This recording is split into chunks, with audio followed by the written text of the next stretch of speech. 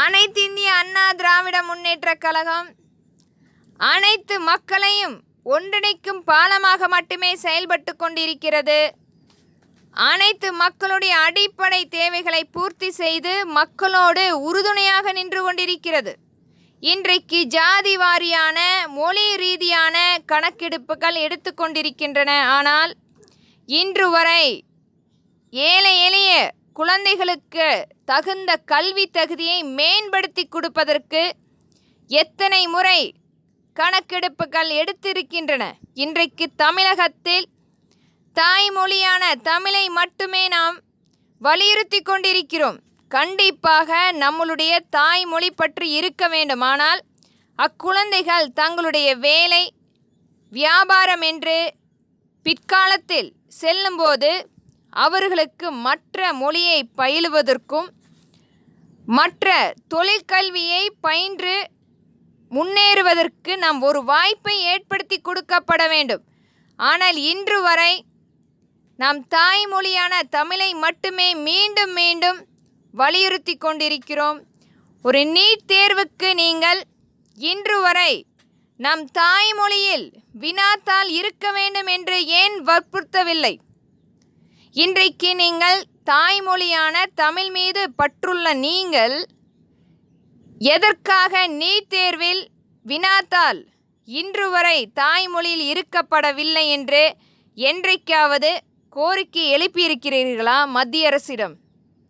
ஆனால் இது வெறும் வாய்மொழியாக மக்களை ஏமாற்றும் அரசியல்வாதிகளாக மட்டுமே திகழ்ந்து கொண்டிருக்கும் இந்த அரசியல் மக்களிடத்தில் கண்டிப்பாக செல்லுபடியாகாது. மக்களுடைய நலன் கருதி மக்களின் மனசாட்சியாக மக்களோடு நின்று அவர்களுக்காக பேசப்பட வேண்டும்.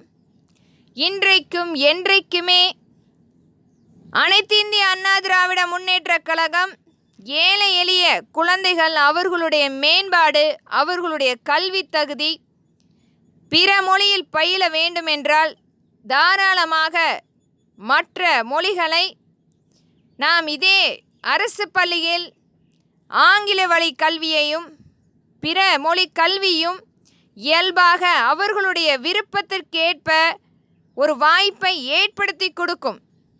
அது ஒன்றும் கட்டாயம் படித்தே ஆக வேண்டும் என்ற எந்த ஒரு குழந்தையும் மேம்படுத்த நாம் செயலாற்றப்படவில்லை.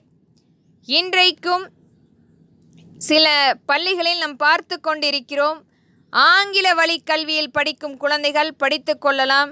அதிலும் தமிழ் வழியான கல்வி தகுதியை மேம்படுத்த குழந்தைகள் படிக்க விரும்பினால் அக்குழந்தைகள் தமிழ் வழியிலும் படிக்கலாம் என்ற எத்தனையோ பள்ளிக்கூடங்கள் நாம் தமிழகத்தில் பார்த்து கொண்டிருக்கிறோம். ஆனால் இன்றைக்கு அரசு பள்ளிகள் அனைத்திலும் தமிழ் மட்டுமே மிகப்பெரிய முக்கியத்துவம் கொடுத்து கொண்டு ஒரு பாடம் மட்டுமே ஆங்கில வழி கல்வியை திணித்து கொண்டிருக்கிறார்கள். ஆனால் அது வெறும் திணிப்பு மட்டும்தான். அக்குழந்தைகள் திணறிக் கொண்டிருக்கிறார்கள்.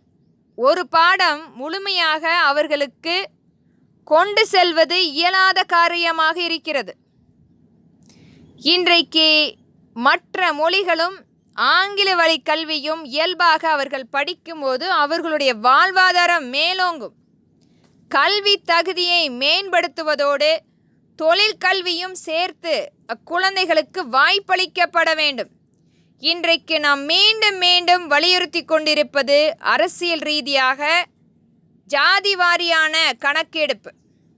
அது மட்டும் போதுமா? தமிழகத்தில் மற்ற மாநிலங்களுக்கு குழந்தைகளுடைய எதிர்காலம் கல்வி தகுதியை மேம்படுத்தி கொடுக்க வேண்டும் என்பதே அனைத்திந்திய அண்ணா திராவிட முன்னேற்றக் கழகத்தின் கொள்கையாக இங்கு பதிவிடுகிறேன். நன்றி.